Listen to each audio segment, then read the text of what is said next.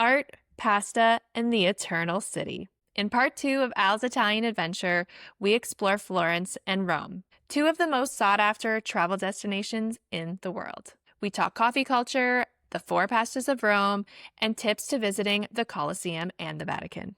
Let's wander.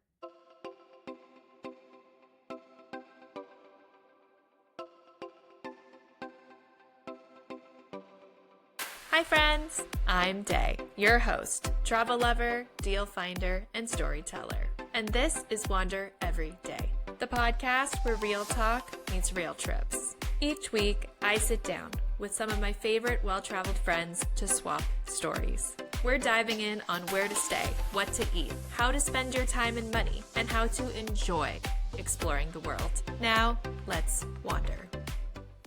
Welcome back, everyone, to episode 12 and the finale of season 1 of Wander Every Day. Today, we're picking up with part 2 of my interview with Al as we transition from southern Italy to Tuscany and Rome. Florence is the artistic heart of Tuscany. It's known for its world-class museums, cozy wine bars, and a creative atmosphere that makes the city feel like a living gallery.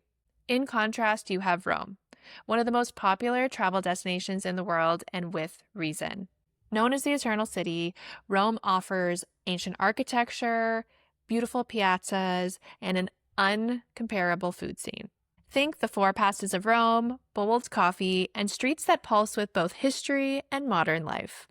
Today, we're going to dive into Florence's artistic culture, the difference between Neapolitan and Roman pizza, and what it's like to travel to the Eternal City during the Ryder Cup. If you're traveling to Florence or Rome, you'll definitely want to stick around for this one.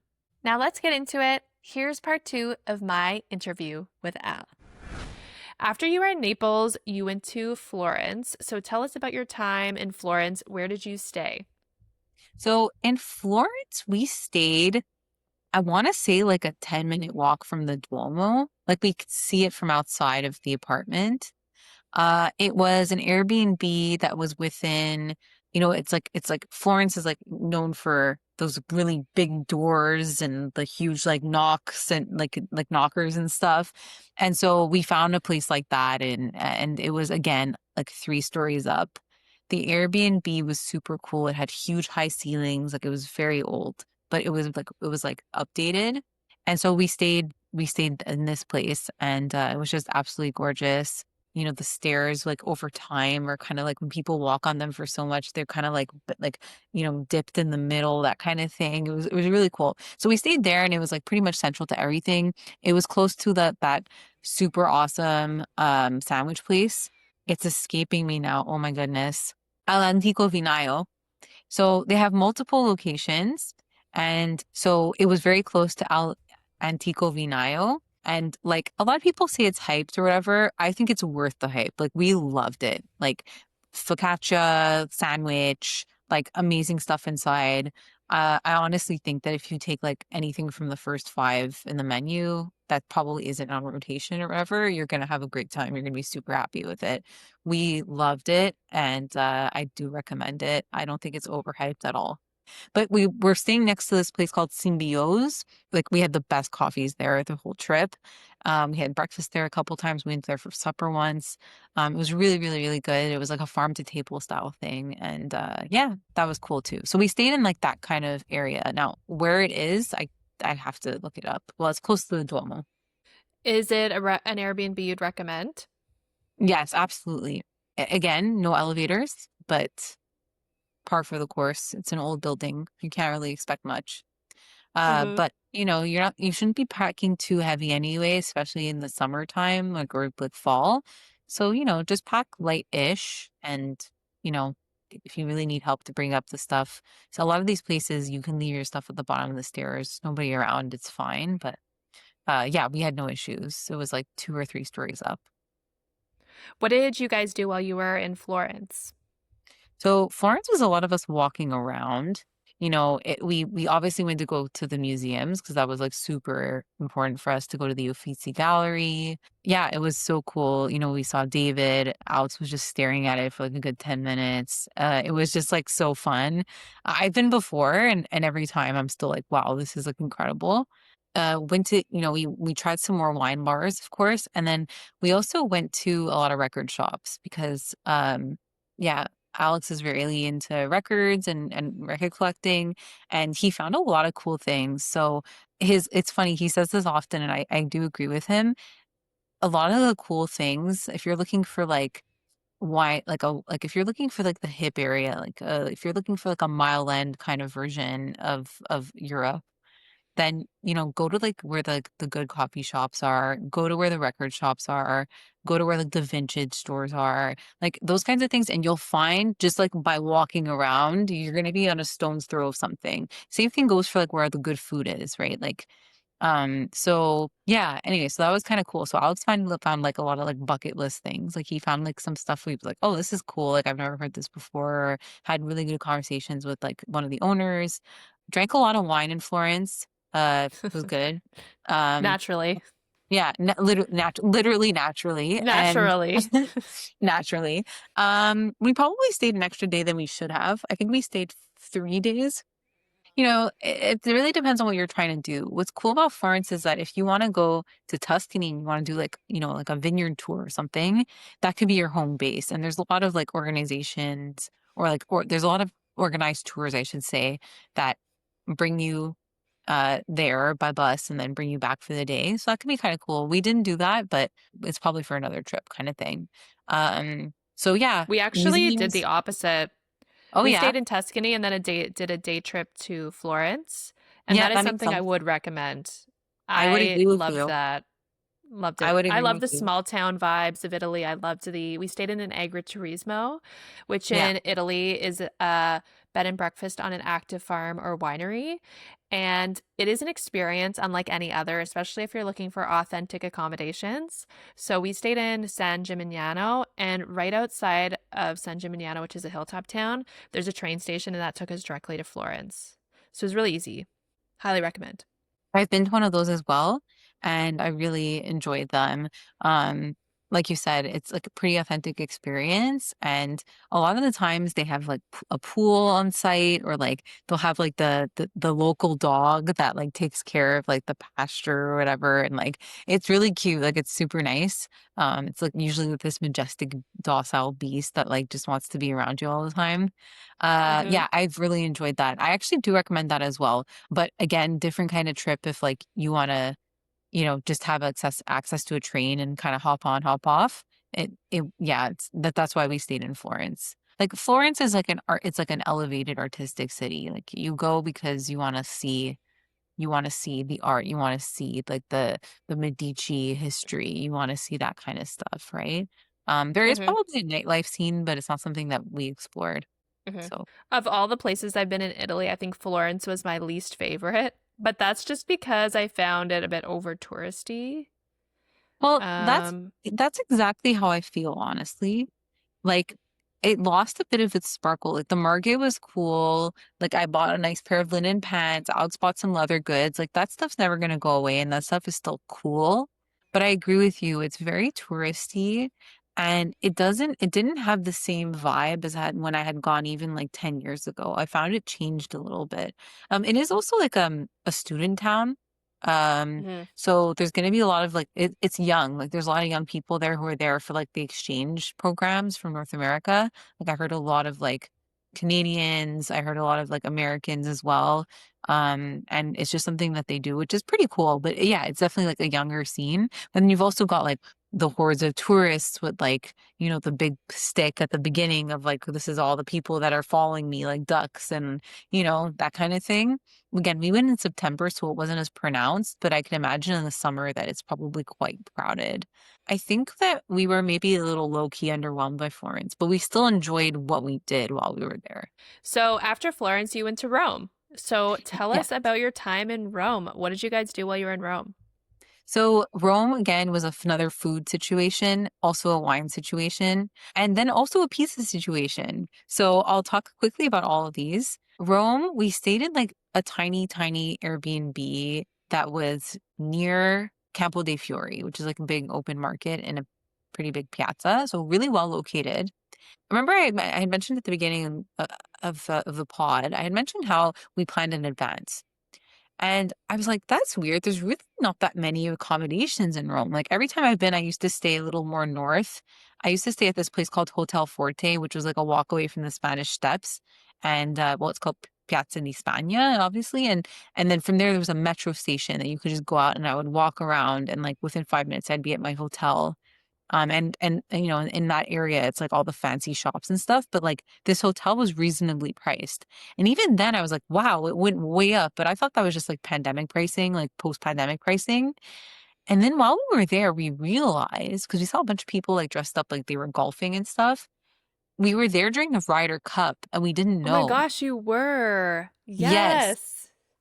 So we were like, this makes sense. So we stayed in an Airbnb that was like quite humid, a little muggy. We didn't have enough towels, and we were there for like 5 days.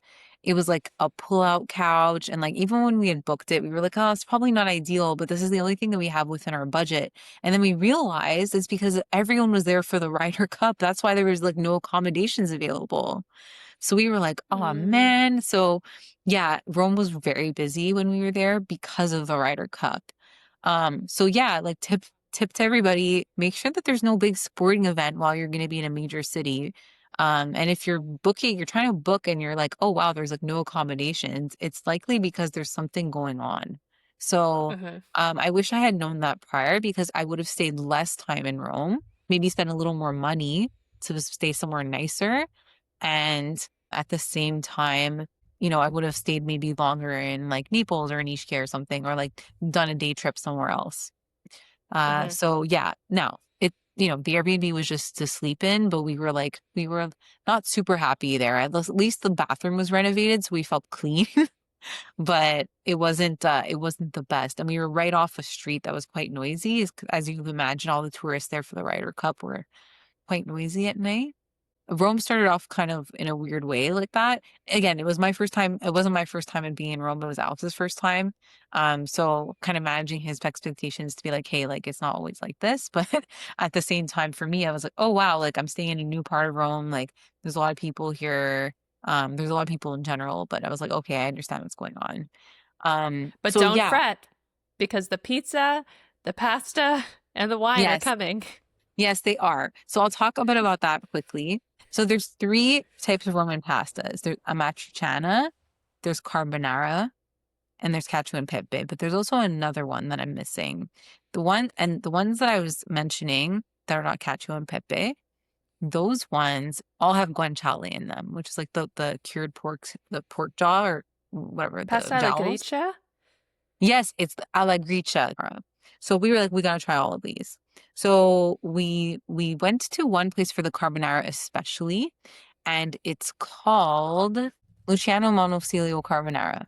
This place is a must for carbonara.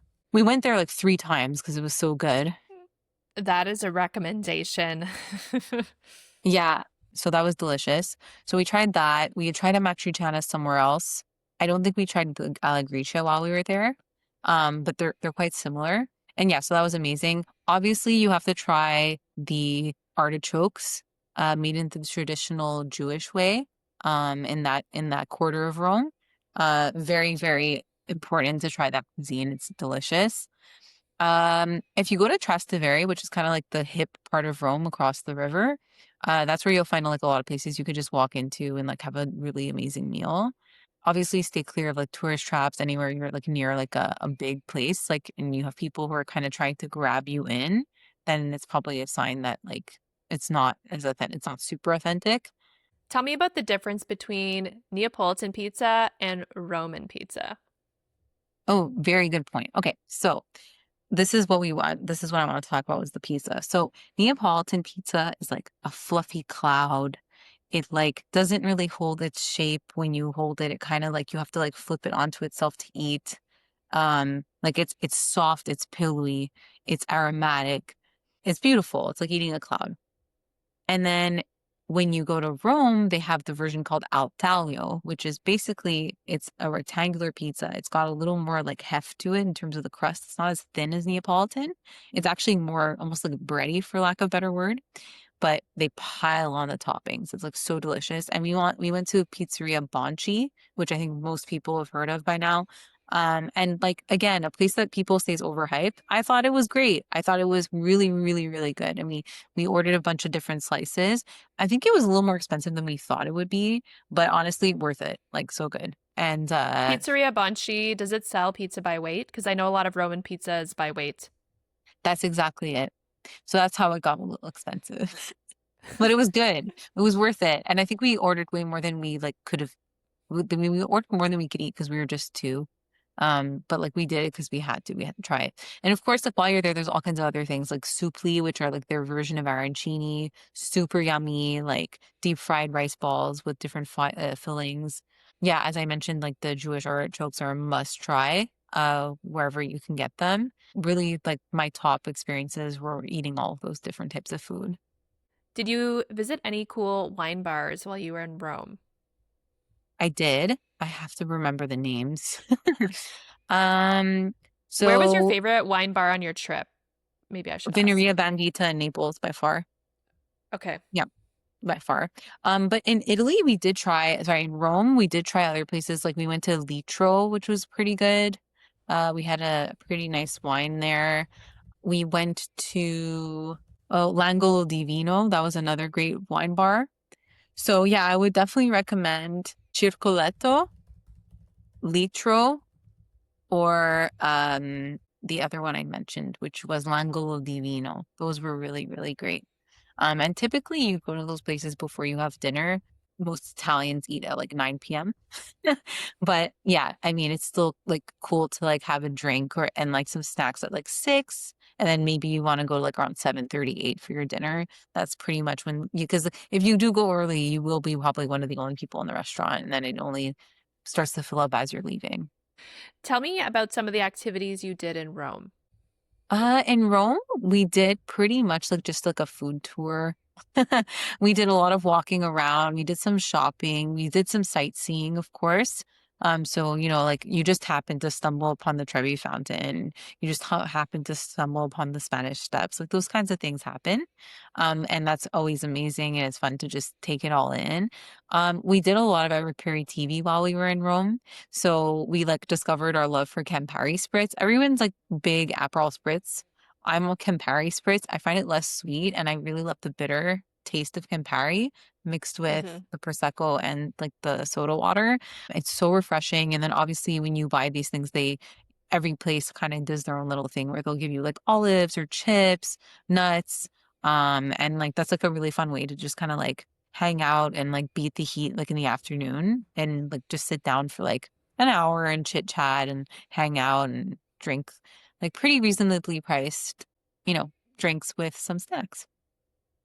I feel like you did a Colosseum tour because I feel like I saw it in your schedule.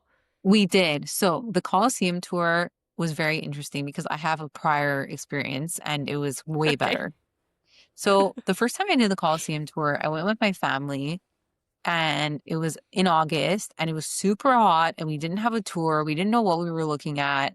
And I didn't really enjoy it at all. Like I wanted to leave. And I'm like a pretty easygoing traveler, but it was to the point that I was like, wow, like I'm not actually like learning anything I wanted to like get out of this. Like it's really hot. I don't know where to start and where to begin, and like where to end kind of thing. So when we did this one, this was at the time that that meme came out about like how often do you think your boyfriend's thinking of the Roman Empire? This was the exact time. So it was hilarious because we went and we paid for the tour. And usually a tour is going to cost you about $100. Again, like we booked in advance and we had a local tour guide, like she's Roman, and she brought us through the whole thing. We did the whole Colosseum. And at that time they had opened up like a new strata of the Colosseum, like the floor. So you can like pay extra if you want to go there. And then like there's like another place where you go to like the gardens after. So you can always pay for extra. The the guided tour is a must. Like it's an absolute must to do a guided tour at the Colosseum because you learned so much more. There was so much context. She was explaining how they built it. She was explaining the whole gladiator thing and like demystifying things, like kind of myth busting other things.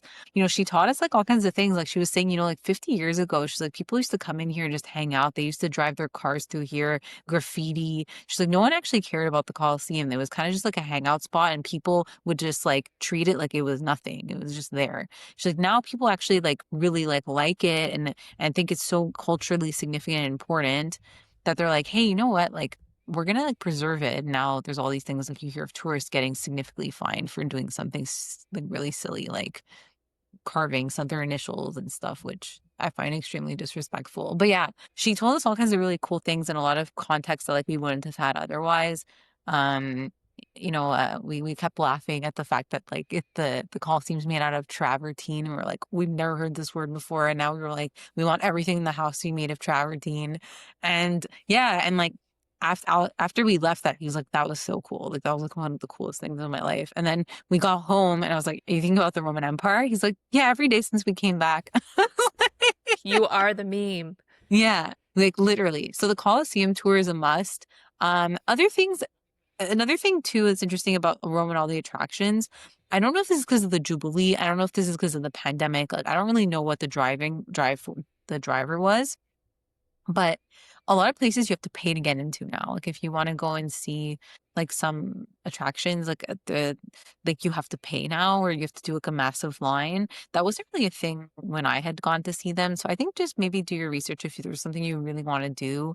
If you need to like buy tickets in advance. We actually went to the Vatican and I don't know what we were thinking. Like we were like, oh, we could just like walk in, it's like, hey, like part of the club, what's up? Kid, let us in. And it's like, no, like you gotta buy your tickets like way in advance because there's no space for you. And it's like, oh man. So it's funny, like I've been to Italy like 5, 6 times and I've never actually been to the Vatican. Like I've never made it inside because I've never booked the tickets or whatever. But that's another thing that apparently is super worth it is booking a tour at the Vatican. And the same thing happened to us. We Mhm. actually decided to go near the end of the day because someone was like, go in the morning or go at night. And the line was too long. We didn't get in. So I also have not been to the Vatican. I've been to it. I haven't been inside of it. Exactly. Like we were there, but we weren't there. Yeah. Which is also wildly larger than you anticipate. I find it so awe-striking almost. I don't know, if there's something very powerful about being there. You have to see it and be there to feel it. I don't know how to describe it. Yeah. Yeah, it's really like it's larger than life almost. You're like, wow, like this is really, really, really something. Hmm. It's too bad. I think next time I will probably make a point of going and seeing it. Like I would love to see the Sistine Chapel and all that. But yeah, we made it all the way there only for us to realize like we were like there was no chance of us getting in. So Hmm. yeah, make sure you book ahead of time for that one. Is there anything else you did in Rome that you want to mention? We tried. I mean, there's the coffee culture in Rome is really interesting too. Like Roscioli for like everyone knows about Roscioli. It's like quite hyped. Um, that place is great for like pastries and like a bit of like a bar scene. And Sant'Eustachio is a another place to go for really good coffee. So yeah, those are things that are worth going to. Everyone goes to Osteria da Fortunata. It's like it's like you sit outside often and like the plates are like huge and like we were a little underwhelmed when we had gone. I still think it's worth going to. Maybe we just didn't choose the right dish. But yeah, Rome is super walkable. I think as long as you're staying in like a neighborhood that's like either the Piazza di Spagna or the Campo dei Fiori, um, or just any like look up the neighborhood you're in and like make your way from there. But Rome is so walkable, and when it's not walkable, it's metroable. So yeah, make the most of it. Walk around, get lost, and you're gonna find things in Rome. That's what's really cool about that city. Is there anything else about your trip at all that you want to mention?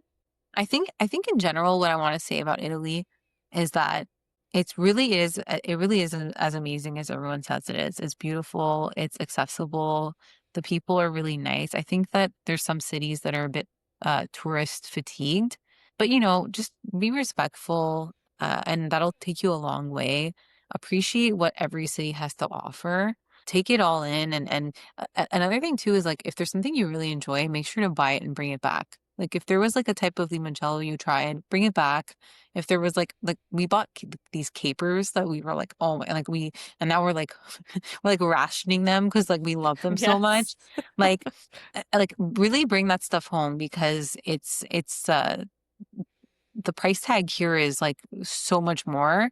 And yeah, I think it's just really cool. Like it's another way to kind of just commemorate a really fun trip.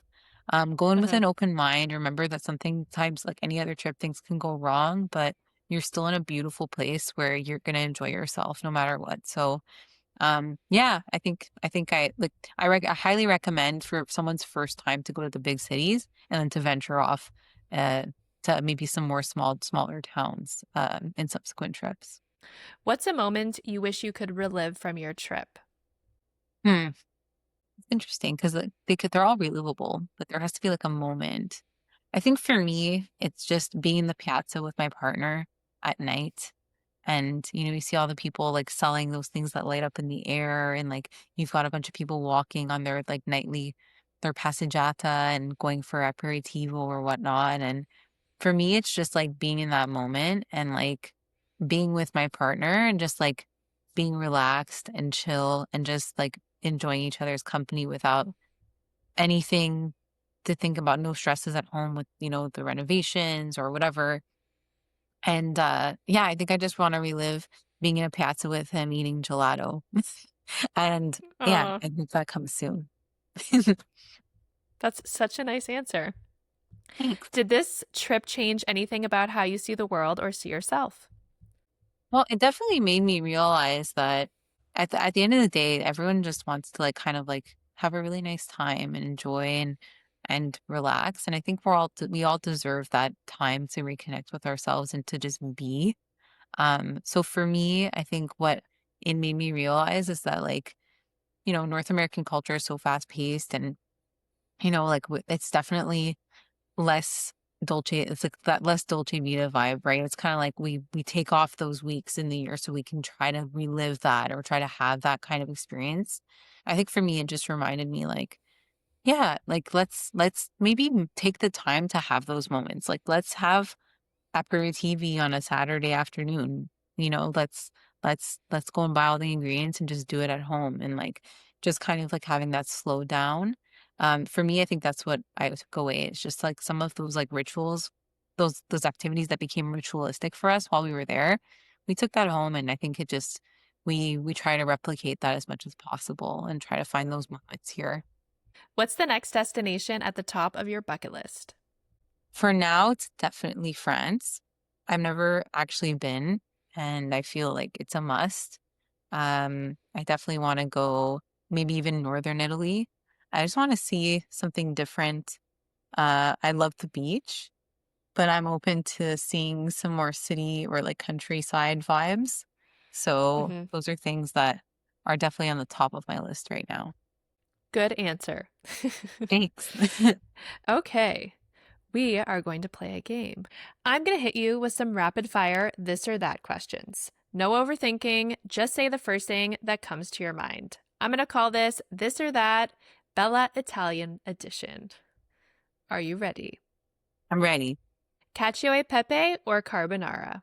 Carbonara, Guided tour or wandering aimlessly? wandering aimlessly, Gelato or tiramisu? gelato, Campari Spritz or Negroni? Campari spritz, Espresso or cappuccino? cappuccino, only in the morning. That's like the law, Yeah. the Italian law. Yes. Pizza in Naples or pasta in Rome? Pizza in Naples. Naples or Rome? Naples. Oof, hot take. Hmm. We have a few listener questions. Do you find Rome overrated? Are there other places in Italy you would recommend going to for a first time traveler? Great question. I wouldn't say Rome is overrated. I just think that people spend more time there than they need to, and then they neglect other places that they should be going to as well. Like I've said this many times. we stayed in 5 days in Rome because we had like a huge like foodie kind of tour thing that we had to do that we wanted to do. And so, and then we said worst case, it's like a, like our home base kind of situation. But I really do think you only need like 3 days in Rome tops. I really, really, really do think that.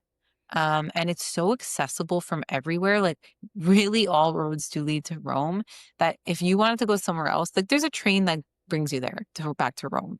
Like or like worst case scenario, you take like a super cheap flight from Rome to wherever else you want to be in Italy.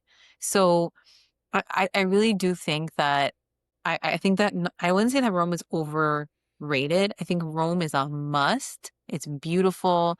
It's everything you think it is and more. But I think you don't need as much time there as you think you do.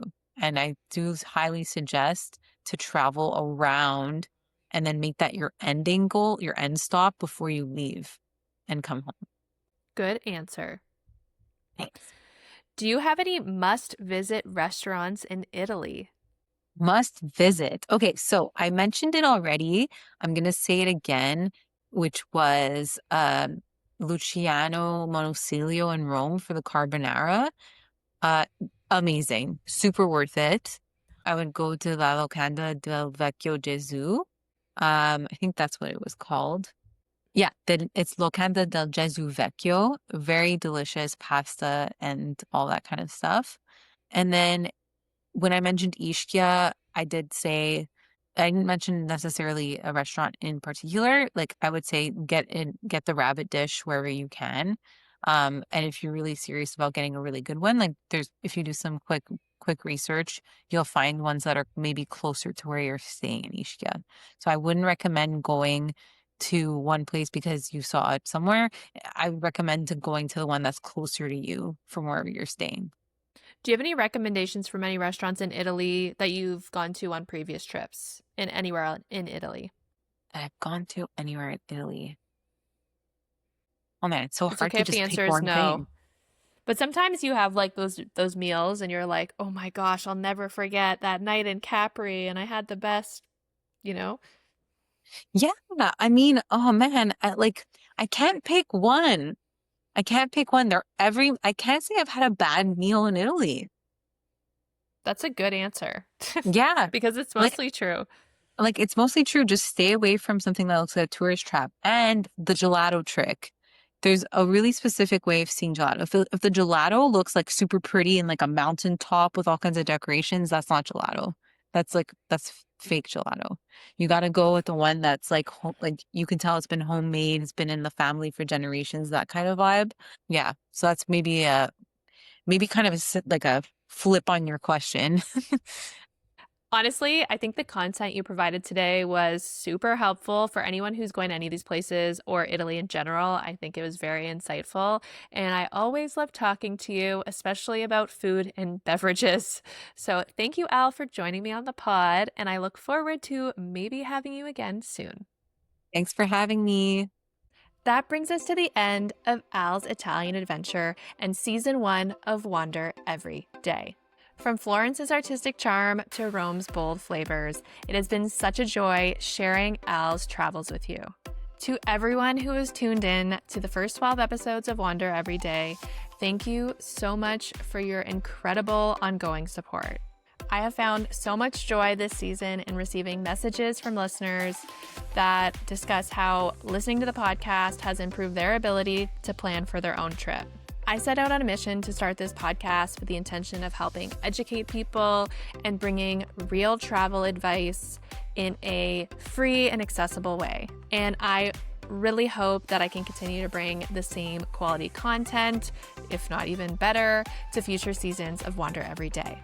If you can and haven't already, please subscribe to the podcast. Season 2 is coming this fall, and after my adventures next week, where I'm going to be leaving for Switzerland and Italy, I'll have a whole bunch more stories and friend stories to share with you. If you haven't already, follow us on Instagram or TikTok at wander_every_day. Throughout the month of September, while I'm in Europe, I'll post some behind-the-scenes footage of our time on the Bernini Express, our business flights to Europe, and some quick little snapshots from our time in Switzerland, Lake Como, Ischia, and Naples. Until next time, friends, keep exploring, keep dreaming, and as always, happy wandering.